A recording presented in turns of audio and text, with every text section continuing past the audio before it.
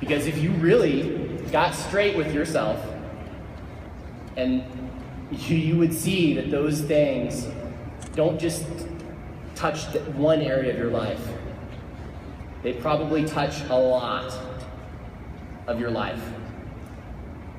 What are one or two things, and I'm not talking about fear, fear of failure or things like that. No, I want to know, what one or two things are you doing? Are you walked in here habitually, physically doing or saying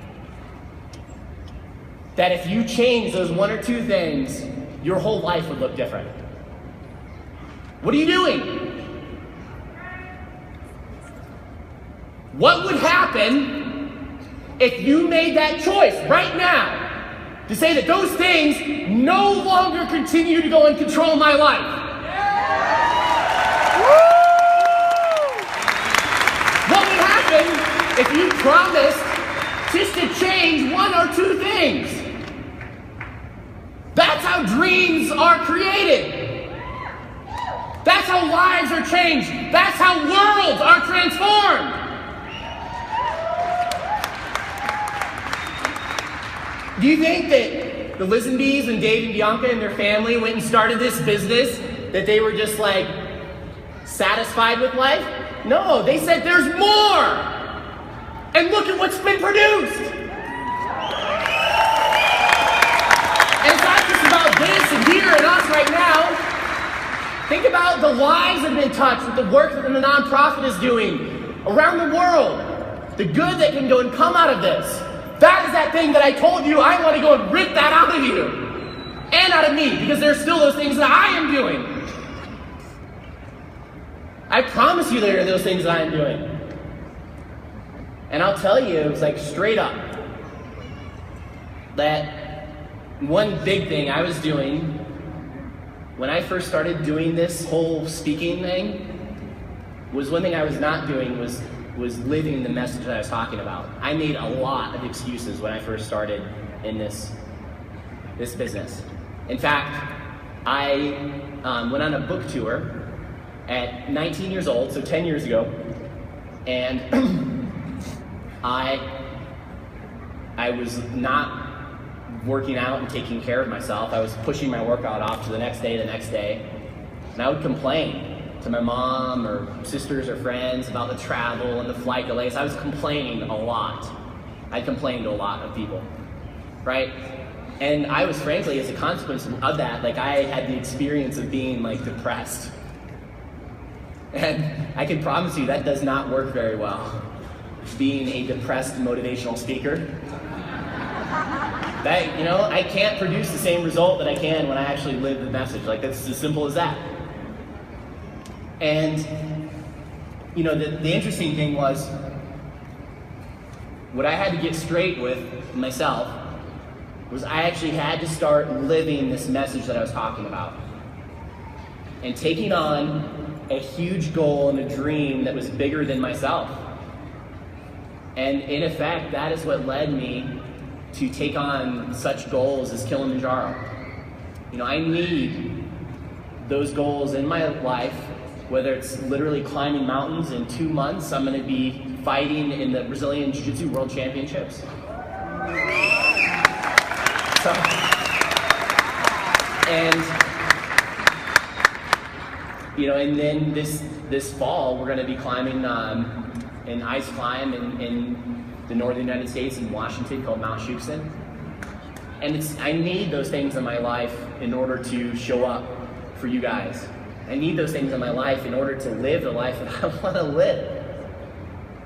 I can't push that stuff off, right? But I can promise you too that Kilimanjaro especially, like, it took everything. It broke me.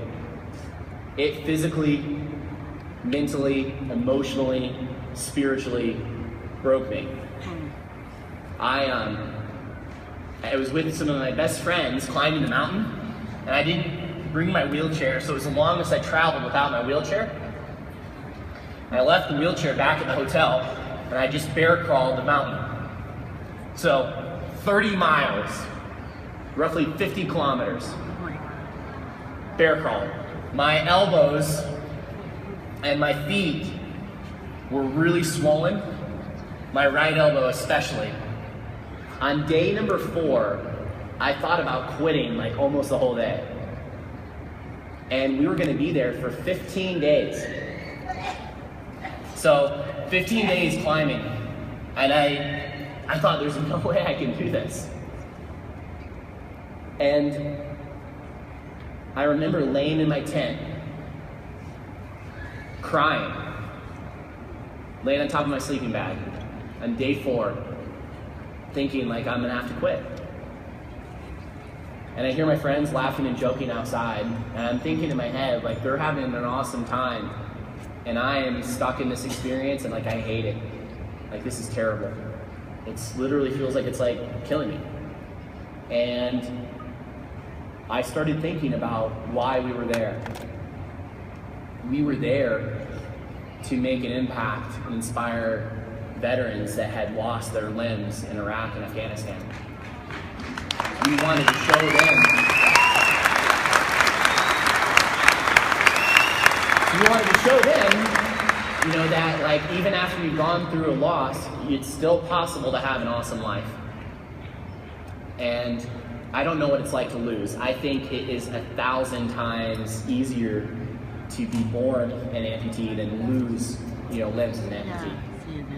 And I also, too, before we left, had been given the honor, the most amazing honor of my life, to carry the ashes of a fallen veteran. His name was Corey Johnson. His mom asked me in a gym.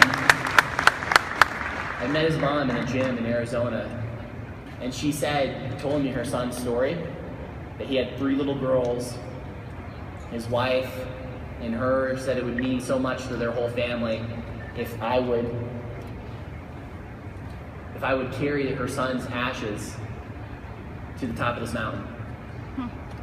And she said he had this passion, that Corey had this passion to travel, see the world, talk about climbing mountains.